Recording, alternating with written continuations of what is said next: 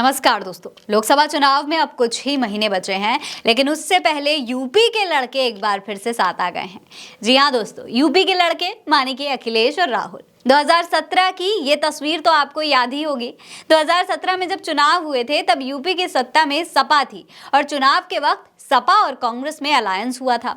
उस समय चुनाव प्रचार में गठबंधन ने नारा दिया था, यूपी को ये साथ पसंद है। तब दोनों ही दलों के नेता राहुल गांधी और अखिलेश यादव को यूपी के दो लड़के कहा करते थे।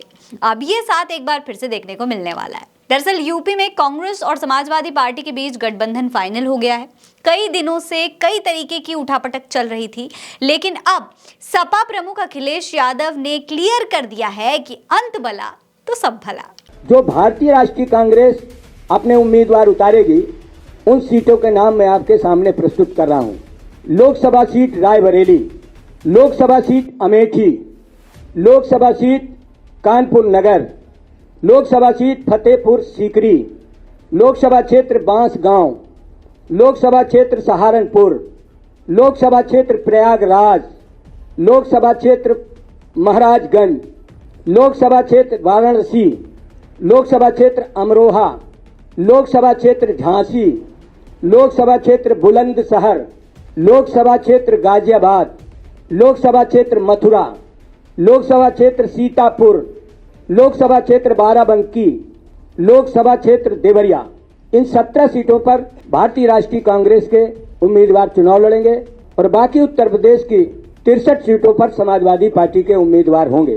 दोनों के बीच सीट बंटवारे को लेकर बात बन गई है। सपा ने 17 सीटों की पेशकश की थी, इसे कांग्रेस ने स्वीकार कर लिया है। कांग्रेस ने यह भी साफ कर दिया है कि सीटों की संख्या पर कोई दिक्कत नहीं थी, दिक्कत केवल कुछ सीटों के नामों को लेकर थी और अब तो वो नाम भी तय हो गए हैं। आपको बता दें, उन सीटों की सूची भी सामने आ गई है जो सपा ने कांग्रेस को दी है। इसमें सपा ने कांग्रेस को रायबरेली, अमेठी, कांग्रेस फतेहपुर सीकरी, बांसगांव, सहारनपुर, प्रयागराज, महाराजगंज, वाराणसी, अमरोहा, झांसी, बुलंदशहर, गाजियाबाद, मथुरा, सीतापुर, बाराबंकी और देवरिया की सीट दी है। वाराणसी और अमरोहा समेत कई सीटों पर सपा ने प्रत्याशी भी घोषित कर दिए हैं। अब सपा अपने प्रत्याशियों को वापस लेगी। वहीं दोस्तों, दोनों पार्टियों के बीच जो बात बनी है और गठबंधन तक पहुंची है, उसका सबसे बड़ा श्रेय यानी कि सबसे बड़ा क्रेडिट प्रियंका गांधी को जाता है, क्योंकि प्रियंका गांधी ने ही दोनों के बीच की कड़ी बनकर अखिलेश यादव से फोन पर बात की और मामले को अंजाम तक पहुंचाया। बताया जा रहा है कि कांग्रेस महासचिव प्रियंका गांधी की सपा प्रमुख अखिलेश यादव से फोन पर बातचीत हुई थी, जिसके बाद सहमति बन पाई। इसके बाद अखिलेश यादव ने कहा कि उत्तर प्रदेश में सीट बंटवारे को लेकर सपा का कांग्रेस से कोई विवाद नहीं है और दोनों दलों के बीच में गठबंधन होगा। लखनऊ में इसके बाद एक प्रेस कॉन्फ्रेंस हुई, संयुक्त प्रेस कॉन्फ्रेंस हुई कांग्रेस और समाजवादी पार्टी। इस मौके पर कांग्रेस के यूपी प्रभारी अविनाश पांडे ने भी कहा कि हम मिलकर लोकतंत्र को बचाने की लड़ाई लड़ेंगे। कांग्रेस पूरे देश को जोड़ने का जो प्रयास है वो कर रही है।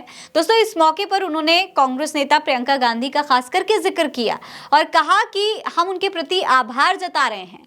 उन्होंने कहा कि उनके प्रयासों से ही ये गठबंधन अंजाम तक पहुंच पाया। एक सवाल के जवाब में उन्होंने ये भी बताया कि सपा अध्यक्ष अखिलेश यादव अपनी सुविधा के अनुसार से भारत जोड़ो न्याय यात्रा में भी शामिल होने जाएंगे। राहुल गांधी के साथ में वो यात्रा का हिस्सा बनेंगे। यानी अब यूपी के लड़के एक बार फिर से साथ में दिखेंगे और पिछली बार जो साथ रंग नहीं ला पाया था, अब दोबारा पूरी ताकत के साथ कमाल करने की कोशिश की जाएगी। फिलहाल इस खबर में इतना ही। ये खबर आप उल्टा चश्मा यूसी पर देख रहे हैं। मेरा नाम है फरीन अंसारी। आप रहे स्वस्थ मस्त, बस यही है दुआ हमारी। मिलते हैं अगली वीडियो में, तब तक के लिए अलविदा।